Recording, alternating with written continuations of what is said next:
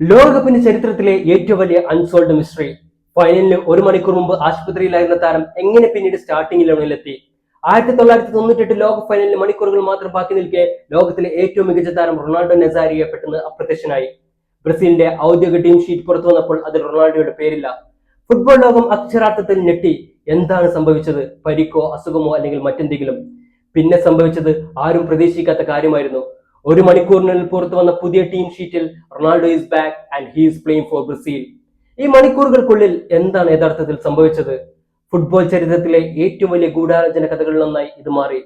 റിപ്പോർട്ടുകൾ പ്രകാരം ഫൈനൽ ദിവസം റൊണാൾഡോ ഹോട്ടൽ മുറിയിൽ അസ്വസ്ഥനായി കാണപ്പെട്ടു. അദ്ദേഹത്തെ ഉടനെ പാരീസിലെ ആശുപത്രിയിലേക്ക് കൊണ്ടുപോയി. ആശുപത്രിയിൽ നിന്ന് തിരിച്ചെത്തിയ റൊണാൾഡോ തനിക്ക് യാതൊരുവിധ പ്രശ്നവുമില്ലെന്ന് ഉറച്ചു പറഞ്ഞു. ബിക്കോസ് അദ്ദേഹത്തിന് കളിക്കണമായിരുന്നു. ഒടുവിൽ കിക്ക് ഓഫിന് വെറും 30 മിനിറ്റ് മാത്രം ബാക്കി നിൽക്കെ ബ്രസീലിന്റെ പരിശീലകൻ ടീം ഷീറ്റ് മാറ്റി റൊണാൾഡോയെ സ്റ്റാർട്ടിംഗ് 11-ൽ ഉൾപ്പെടുത്തി. ബട്ട് മൈതാനത്ത് കണ്ടത് ലോകം ഇതുവരെ കണ്ടിരുന്ന ആ റൊണാൾഡോയെ ആയിരുന്നില്ല. ആ കളി ഫ്രാൻസ് 3-0 വിജയിക്കുകയും ചെയ്തു. അതിനുശേഷം നൈക്കിനെ ചുറ്റിപ്പറ്റിയായിരുന്നു ചർച്ചകൾ നടന്നത്. ബ്രസീലിയൻ ഫുട്ബോളുമായി റെക്കോർഡ് തുകക്കുള്ള കരാർ ഒപ്പുവെച്ചിരുന്ന നൈക്കിന്റെ പരസ്യലോകം എല്ലാം റൊണാൾഡോയെ കേന്ദ്രീകരിച്ചായിരുന്നു.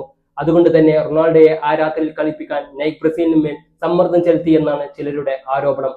എന്നാൽ ചിലർ വിശ്വസിച്ചത് ലോക ഫൈനൽ ഫ്രാൻസിന് അനുകൂലമായി മുൻകൂട്ടി തീരുമാനിച്ചിരുന്നു എന്നാണ്. മറ്റു ചിലർ പറഞ്ഞത് ഡോക്ടർമാർ ചികിത്സയിൽ ഗുരുതരമായ മിസ്റ്റേക്ക് വരുത്തുകയും പിന്നീട് അത് മറച്ചുവെക്കുകയും ചെയ്തു എന്നാണ്. ബ്രസീലിലെ രാഷ്ട്രീയ നേതാക്കൾ വരെ ഔദ്യോഗിക അന്വേഷണം ആരംഭിച്ചു. എന്നാൽ വർഷങ്ങളോളം നീണ്ട ചർച്ചകൾക്കും അന്വേഷണങ്ങൾക്കും ശേഷം ഒരു ഗൂഢാലോചന നടന്നുവെന്ന് തെളിയിക്കുന്ന വ്യക്തമായ തെളിവുകളൊന്നും കണ്ടെത്താനായില്ല. ഇയേഴ്സ് ലേറ്റർ ഇന്ന് പലരും വിശ്വസിക്കുന്നത് ആ ദിവസം റൊണാൾഡോക്ക് കടുത്ത മാനസിക സമ്മർദ്ദം മൂലമുണ്ടായ ആരോഗ്യ പ്രശ്നമാണെന്നാണ്. 4 വർഷങ്ങൾക്ക് ശേഷം പരിക്കുകളും വിമർശനങ്ങളും ഗൂഢാലോചന ആരോപണങ്ങൾക്കും എല്ലാം മറുപടിയായി റൊണാൾഡോ വീണ്ടും ലോക ഫൈനലിലേക്ക് തിരിച്ചെത്തി. ഇത്തവണ ജർമ്മനിക്കെതിരെ 2 ഗോളുകൾ നേടി ബ്രസീലിനെ ലോക ചാമ്പ്യന്മാരാക്കി. അങ്ങനെ വിമർശനങ്ങളിൽ നിന്ന് ലോകത്തിന്റെ നെറുകയിലേക്കുള്ള ഫുട്ബോളിലെ ഏറ്റവും മികച്ച തിരിച്ചുവരവുകളിൽ ഒന്നായി റൊണാൾഡോയുടെ ഈ കഥ.